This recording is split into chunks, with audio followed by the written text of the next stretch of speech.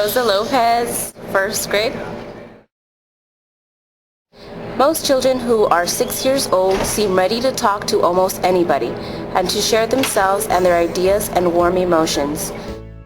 They have a growing sense of independence and will try to work things out themselves, sometimes even fighting it out. They are usually responsible and want to do what is right. You may find a lot of tattling at this age. Experiencing worry may be new to first graders. They may have important questions about heaven or hell, life and death. They experience intense feelings. They will sometimes reflect the emotions of the adults around them. They are, however, starting to develop perseverance and will stick to something and try to see the bright side even if there is a challenge. Some may not take correction well. Attention span is growing longer. Most will be able to do one activity for at least 10 minutes, but keep them busy for the best results. These students are busy observing things about you and the room and will sometimes reflect this in their questions, which may have nothing to do with the lesson you are trying to teach. They still like to be read to, but will often want some time to read out loud to themselves as they feel more confident in this area. Be patient. Remember that letting them read may take more time than you had planned, but they need this stimulation. Lots of repetition is needed, but they learn things quickly. First grade children are becoming more coordinated every day, and their play is becoming more organized than before. They need varied activities to keep them focused. Alternating physical activities with quiet moments will help to accomplish this. Their hands are usually busy touching, feeling, and exploring. Even though you may see lots of movement, they are probably still hearing what you are telling them.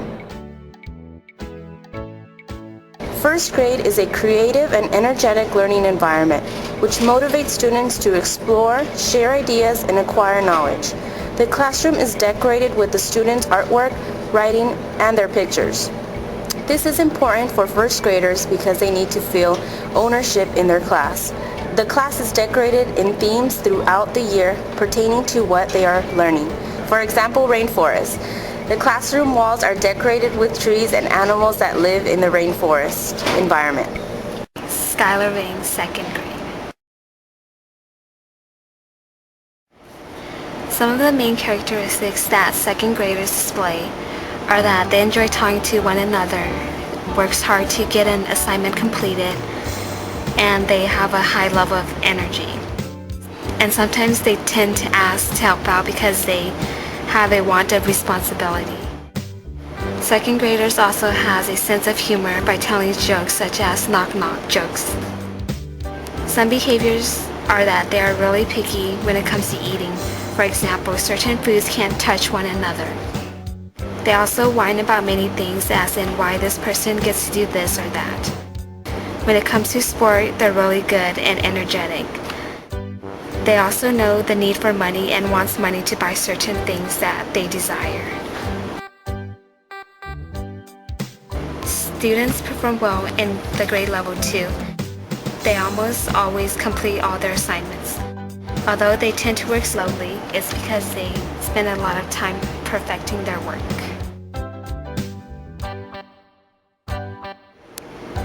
Classroom environment. In class, second graders can easily settle down quickly and begin working efficiently either independently or in groups. My name is Rosemary Soares, and I'm observing a third grade classroom. At this point in the child's education, the students are more independent and they need less guidance, really more self-disciplined. You don't really have to keep reminding them they need to do it. They understand their responsibilities and what they need to do. They really try to do their best. They really hate disappointing the teacher. They really love the teacher and all adults too.